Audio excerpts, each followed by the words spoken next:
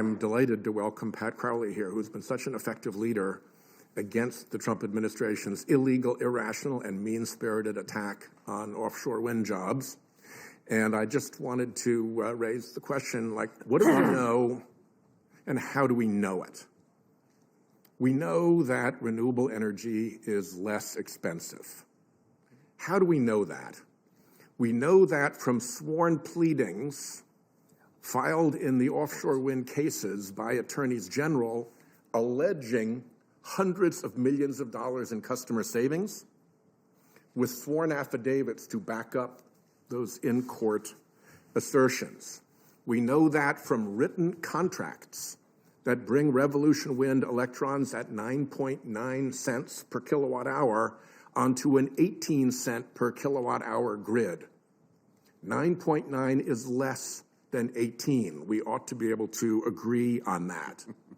We know that from the technical experts who run the grids, the ISO operators who call up offshore wind, solar, and wind before they call up fossil fuel, because it's cheaper, and that's how the grid works. The technicians know that renewables are cheaper, and we know it from experience. We went and took a look back at Texas, and we took a look at the Texas grid, and there is a level. There are all sorts of levels of demand, and demand is, let me say it this way, supply has gotten much cheaper on the Texas grid as renewables have come online.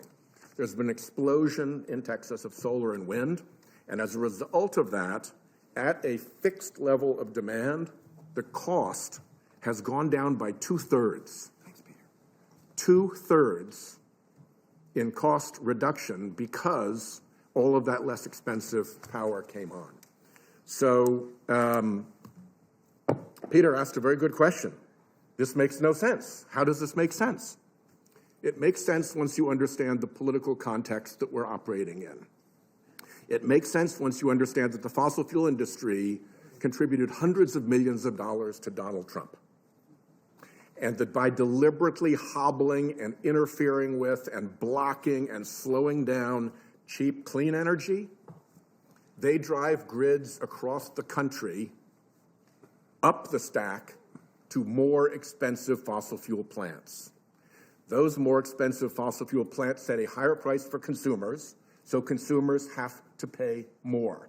And that extra money goes where? It goes to the fuel dealers and the operators of those fossil fuel plants that would otherwise be sitting idle because they're too expensive and inefficient and polluting to run. It is a direct transfer of millions and millions and millions of dollars out of the pockets of ratepayers and customers to the big fossil fuel donors of Trump. It's not just a cost, it's a scheme. And the more people understand that this is being done deliberately, this is on purpose, this is to raise their electric utility costs on purpose so that the extra money can go to Trump's big fossil fuel donors, then they'll be mad about this, and I think they deserve to be mad about this because they're already mad about the cost. And when they understand that there's a corruption element, it gets even worse. So thank all witnesses for being here. Thank you, Martin, for your leadership on the Energy Committee. And back to the next person on the panel.